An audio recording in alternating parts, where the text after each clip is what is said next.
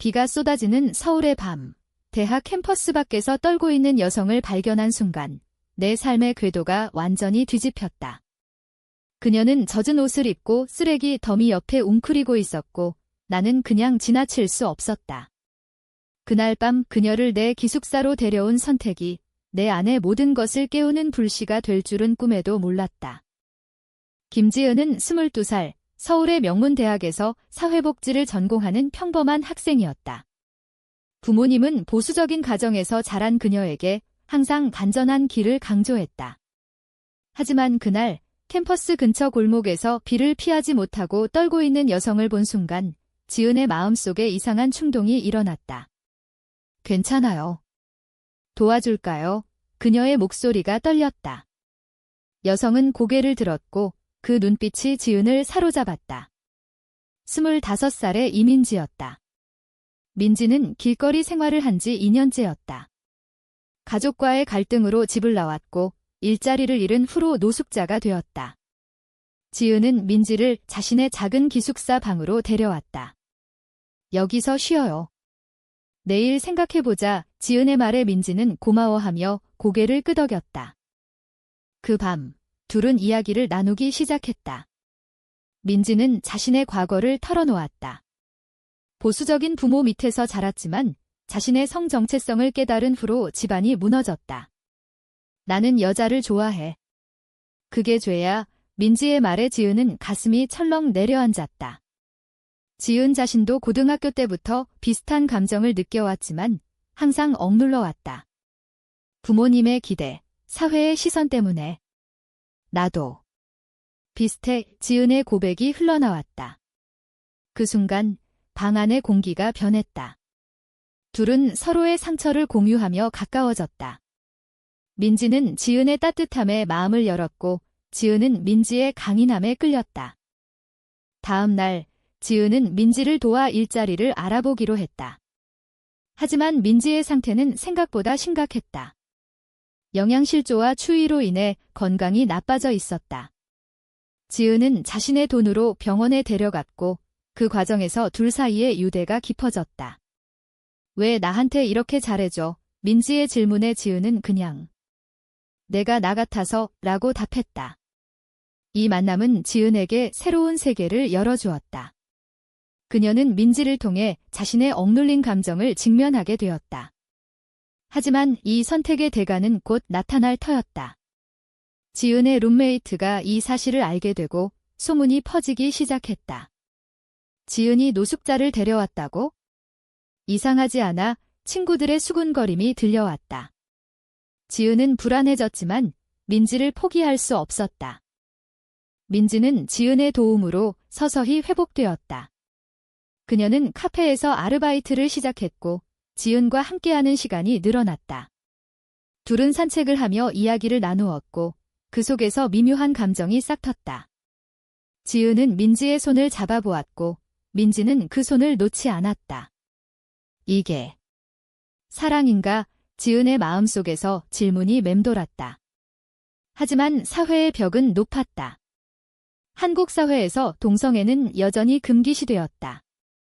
지은의 부모님은 딸이 정상적인 삶을 살기를 바랐다. 지은은 이 사실을 숨기기로 결심했다. 그러나 숨길수록 내적 갈등이 커졌다. 이게 옳은 선택일까? 지은은 밤마다 고민했다. 민지도 마찬가지였다. 그녀는 지은에게 부담이 되고 싶지 않았다. 내가 내 삶을 망칠지도 몰라. 민지의 말에 지은은 아니, 내가 나를 구했어 라고 대답했다. 이 관계는 지은에게 자유를 주었지만 동시에 압박을 가져왔다. 지은의 학업 성적이 떨어지기 시작했고 부모님의 전화가 잦아졌다. 요즘 왜 그렇게 피곤해 보이니? 어머니의 물음에 지은은 거짓말을 했다. 민지는 지은의 이런 모습을 보며 미안해했다. 하지만 둘은 서로를 의지하며 버텼다. FILE 일의 끝에서 지은은 민지와의 첫 키스를 상상하며 잠들었다. 그 상상은 현실이 될 수 있을까? 긴장된 나날이 이어졌다. 지은과 민지의 관계는 점점 깊어졌다.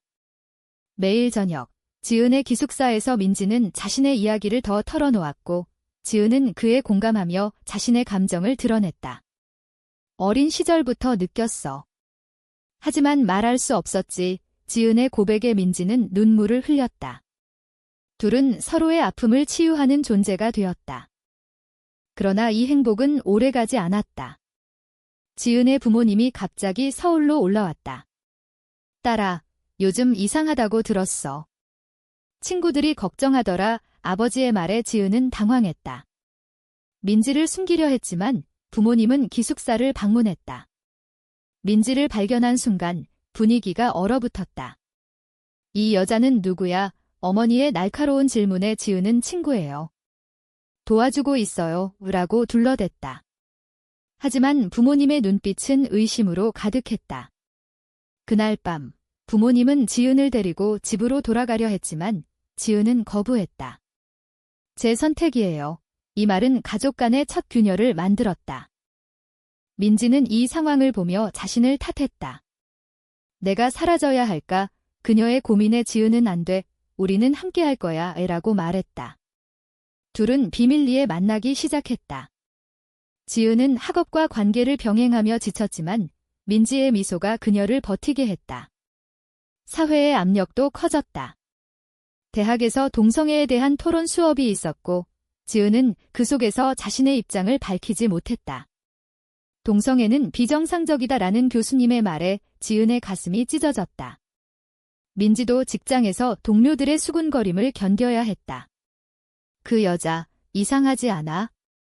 여자랑 사귄 소문이 퍼지기 시작했다. 지은은 이 갈등 속에서 선택의 기로에 섰다. 부모님의 압박으로 상담소를 방문하게 되었다. 상담사는 내 감정이 자연스러운 거야? 하지만 사회가 받아들이기 힘들 수 있어 라고 조언했다.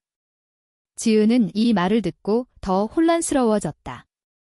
민지와의 관계를 포기할까? 아니면 싸울까? 민지는 지은을 위해 자신의 과거를 직면하기로 결심했다. 그녀는 가족에게 연락을 시도했다. 엄마, 나 돌아갈게요. 하지만 가족의 반응은 차가웠다. 너 같은 애는 우리 가족 아니야. 이 배신감이 민지를 더 강하게 만들었다. 둘의 관계는 고조되었다. 지은은 민지와 함께 여행을 가기로 했다. 제주도로 떠난 그곳에서 둘은 처음으로 진심을 고백했다. 사랑해. 지은의 말에 민지는 나도 라고 답했다. 하지만 이 여행 중 지은의 부모님이 전화를 걸어왔다. 집으로 돌아와. 아니면 지원 끊을 거야. 이 경제적 압박이 시작되었다. 지은은 울면서 민지에게 털어놓았다. 어떻게 하지? 민지는 내가 행복한 선택을 해주라고 말했다. 하지만 이 말은 지은에게 더 큰 부담이 되었다. 그녀는 부모님과 민지 사이에서 찢어지는 느낌이었다. 사회의 정형화된 틀 속에서 그녀의 사랑은 잘못된 것으로 낙인 찍혔다. 부모님의 얼터메이텀 후 지은은 깊은 고민에 빠졌다.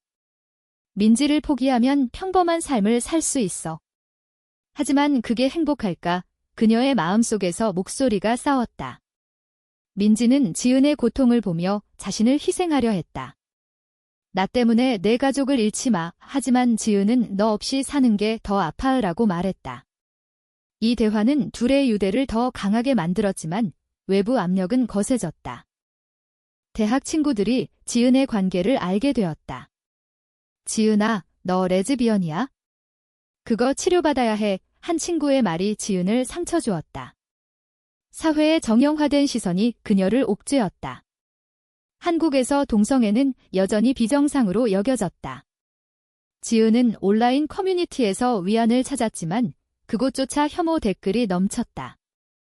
민지도 직장에서 해고 위기에 처했다. 내 성향 때문에 고객이 불편해해. 상사의 말에 민지는 분노했다. 이게 왜 문제야? 가족과의 충돌이 고조되었다. 지은의 어머니가 병원에 입원했다.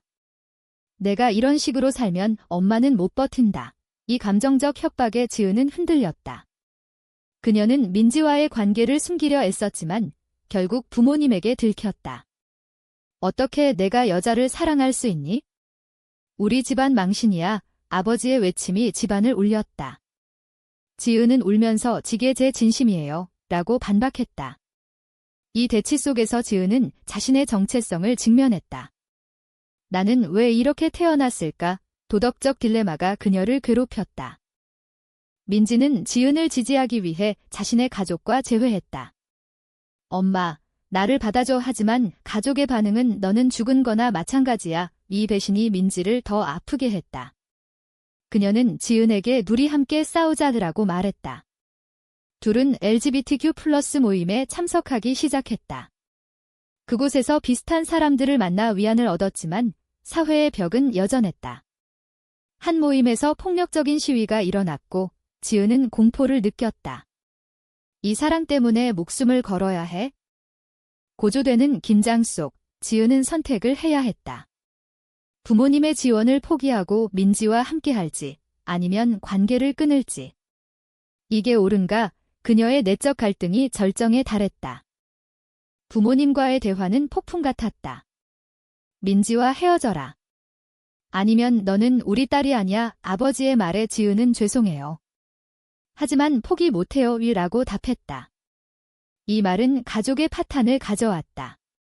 부모님은 지은을 집에서 쫓아냈고 경제적 지원을 끊었다. 지은은 민지와 함께 작은 아파트로 이사했다. "우리 둘이서 버틸 수 있어." 하지만 현실은 하어시했다. 지은의 학업이 중단될 위기에 처했고 민지의 일자리도 불안정했다. 이 과정에서 배신이 일어났다. 지은의 절친한 친구가 부모님에게 모든 것을 고발했다. 지은을 구하려고 한 거야. 이 친구의 변명에 지은은 분노했다. "내가 뭔데 내 삶을 판단해." 이 배신은 지은의 신뢰를 무너뜨렸다. 민지도 과거 연인으로부터 배신을 당한 기억이 되살아났다. 사람들은 항상 떠나. 그녀의 말에 지은은 "나는 안 떠날게." 라고 약속했다. 하지만 압력은 커졌다. 사회의 시선이 둘을 따라다녔다. 거리에서 손을 잡으면 사람들이 쳐다봤고 온라인에서 혐오가 쏟아졌다. 지은은 우울증에 빠졌다. 이 사랑의 대가가 너무 커. 그녀의 고백에 민지는 포기할까? 라고 물었다. 이 순간 둘 사이에 균열이 생겼다. 민지는 지은의 고통을 견디지 못하고 잠시 거리를 두기로 했다. "내가 행복해지길 바래." 이별은 지은을 더 아프게 했다. 그녀는 혼자서 싸워야 했다. 부모님과의 화해 시도가 실패하자 지은은 자책했다.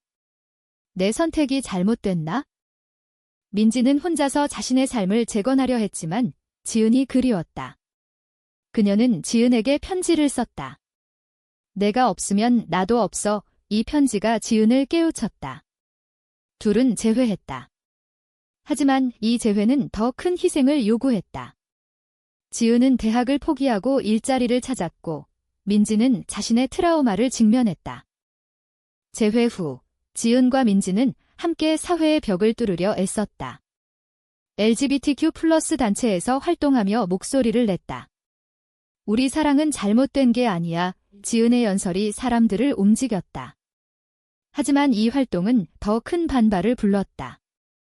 부모님은 지은을 완전히 끊었고 민지의 가족도 연락을 차단했다. 둘은 외로움 속에서 서로를 의지했다. "이게 우리의 길이야." 시간이 지나 지은은 새로운 직장에서 안정을 찾았고 민지는 자신의 이야기를 책으로 쓰기 시작했다. 이 과정에서 둘은 성장했다. 지은은 "내 선택이 나를 자유롭게 했어." 라고 느꼈다. 민지도 "내 덕분에 다시 살았어." 라고 말했다. 하지만 사회의 변화는 느렸다. 여전히 정형화된 시선이 둘을 괴롭혔다. 지은은 밤마다 "이 사랑이 영원할까? 라고 고민했다. 최종적으로 둘은 결혼식을 올리기로 결심했다. 비공식적이지만 친구들과의 작은 모임에서. 이 순간 지은의 어머니가 나타났다. "미안해. 내가 행복하면 돼." 이 화해는 지은에게 식음을 가져왔다. 하지만 아버지는 여전히 반대했다. 이 모순된 감정이 지은을 더 강하게 만들었다.